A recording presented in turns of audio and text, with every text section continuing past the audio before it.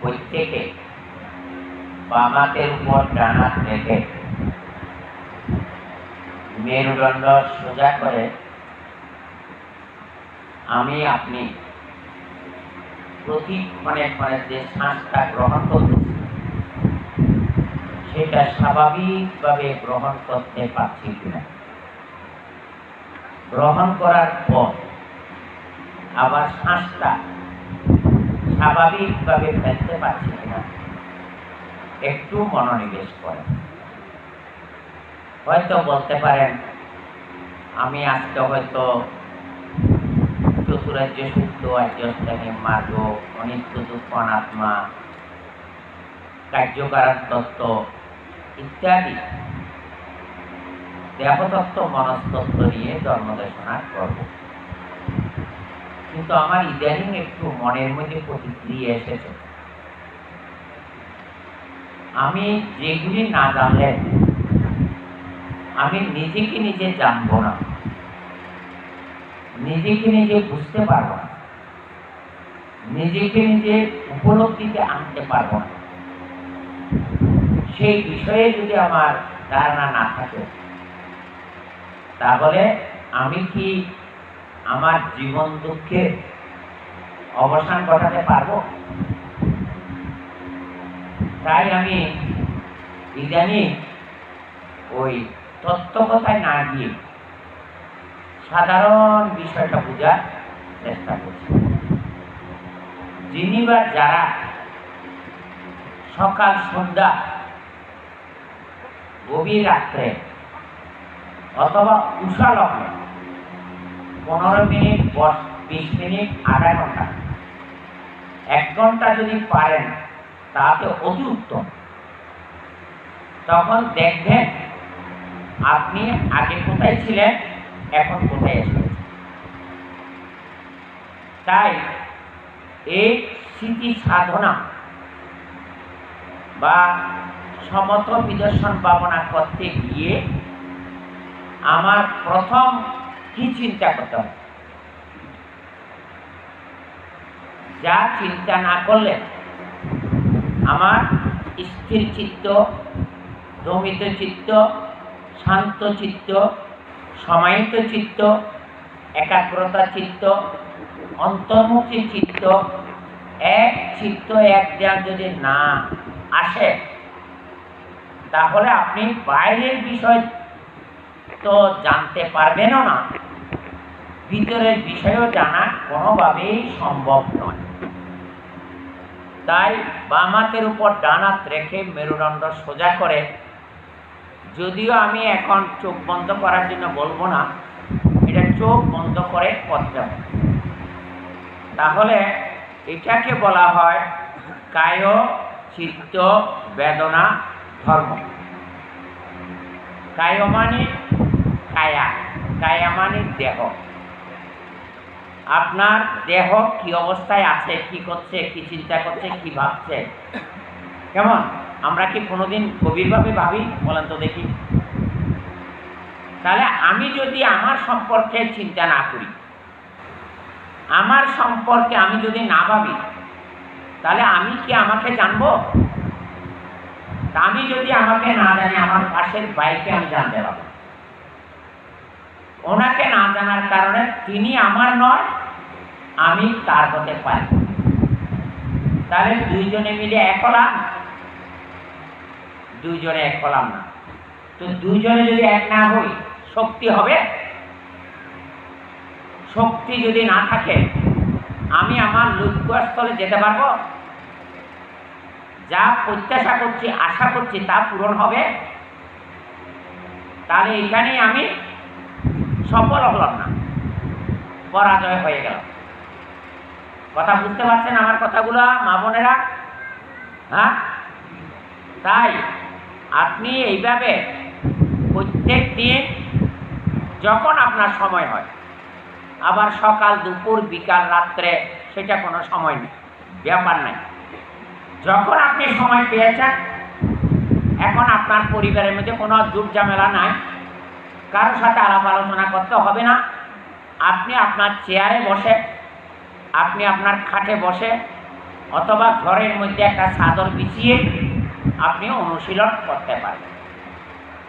তো প্রথম আপনাকে কি প্রার্থনা করতে হবে?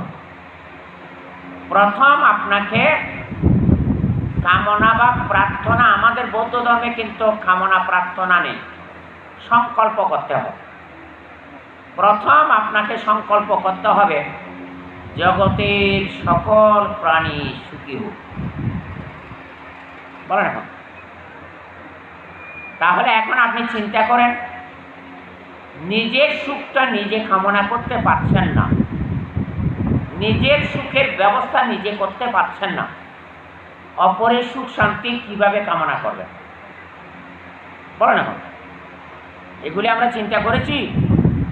এমনি বলে ফেলতেছি প্রতিদিন প্রতিক্ষণে জগতের সকল প্রাণী সুখী হোক।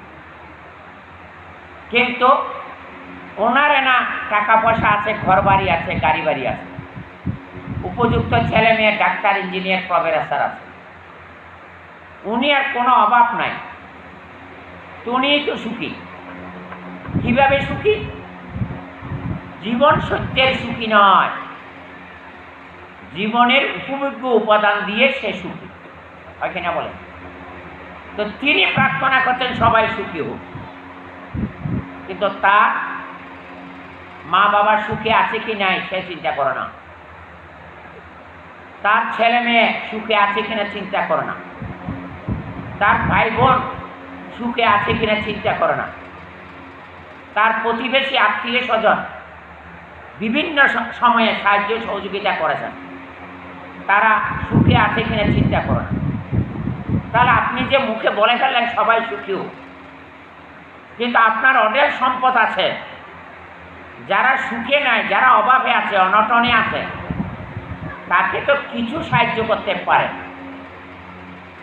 কিন্তু আপনি বুকে হাত দিয়ে বলেন, পাশাপাশি অত্যন্ত দুঃখে কষ্টের জীবনযাপন করছেন, আপনি দেখতে পাচ্ছেন।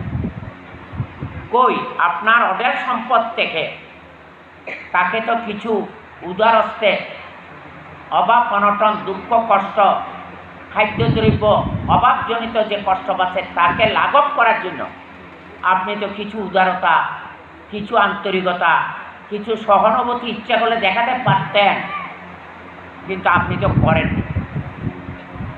তার সেই ব্যক্তির লক্ষণ কি? সে আত্মসুখী, আত্মভোগী, সে নেজে, সে দেয় না। তো সেই মানুষ মানবিক নাকি অমানবিক? তাহলে আমি মানুষ হিসাবে মানবিক হব নাকি অমানবিক হব? আমি যা খাই আমার প্রিয়জনকেও একইভাবে যদি খাওয়াতে পারি, শুধু খাইয়ে তাকে সুখী করেনি, তার ক্ষুধা নিবারণ করেছি।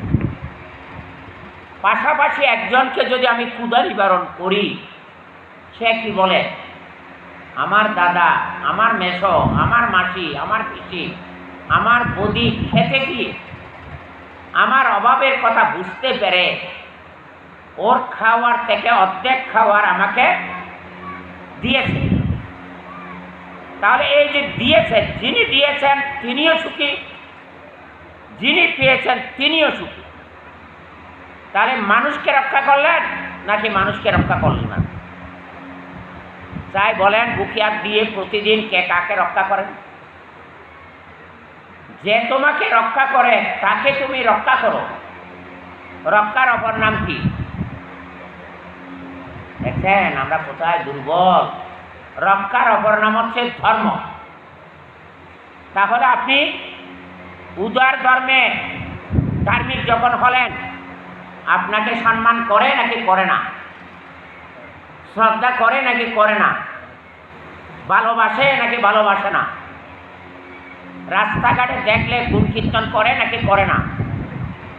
এটা আপনার জীবনের জন্য, আমার জীবনের জন্য পরম সম্পদ কিনা বলেন, পরম প্রাপ্তি কিনা বলেন। তাহলে আমাদের মধ্যে আর কোনো অভাবী থাকবে, দুঃখী থাকবে বলেন? তাহলে অপরের দুঃখ যে লাঘব করে তিনিও সুখী হয়, যার দুঃখ লাঘব করেছেন তিনিও সুখী হলো। তাহলে সুখী পরিবার নাকি দুঃখী পরিবার? সুখী সমাজ নাকি দুঃখী সমাজ? সুখী জাতি নাকি দুঃখী জাতি? তাহলে এই কাজটা আমরা করি? হ্যাঁ, মুখে বলি, কাজে কর্মে করি না। তাহলে কথার সাথে যদি কাজের মিল না থাকে, তাহলে সেই মানুষ কি ভালো মানুষ, উন্নত মানুষ, আদর্শ মানুষ, ধার্মিক মানুষ, ভাগ্যবান মানুষ, পুণ্যবান মানুষ হতে পেরেছি? বলে দেখো। তো সেই দিন একজন মাসিমা আমার কাছে আসলেন। তা আমি মাসিমাকে জিজ্ঞাসা করলেন, মাসিমা কেমন আছেন? দেখি সহজে মুখ বলে না।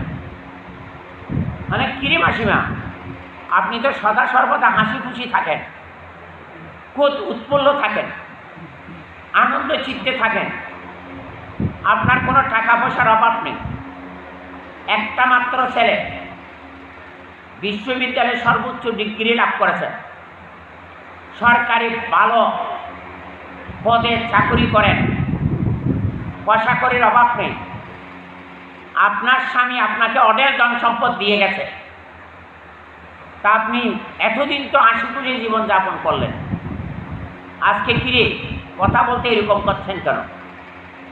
যে মানতে সংসার জীবন আর সব কথা কি সব জায়গায় হন যায় না।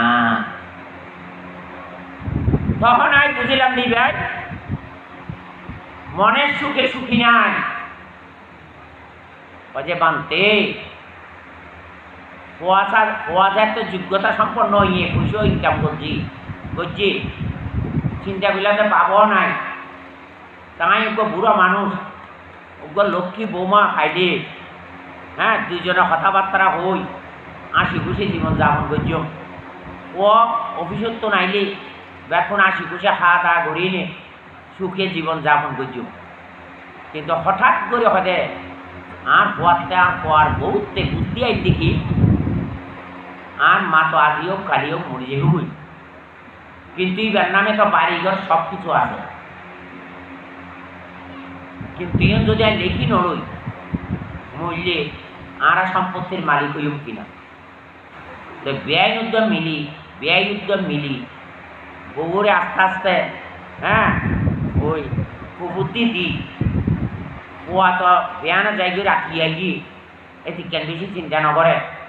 হঠাৎ করে ফোয়ারা বল দি, হ্যাঁ, তোমার কাছে জামাই তোমার বাপ তো মরি যাওয়ানে অনেক জামাল হয়ে যা গই, তোমার মা যদি মরে যাইব তাহলে তো সমস্যা হইব। এখানে বুঝে যায় কথা কোনো রকমের সম্পত্তি জীবন আছে লইবে রাখতে না। এখন সহজ সরল মহিলা মা হয়তো আর উপ হওয়া তার কি ফেলাই দিব না, আর কি সেবা যত্ন করিব না, কারণ আর সম্পদ তো অনেক।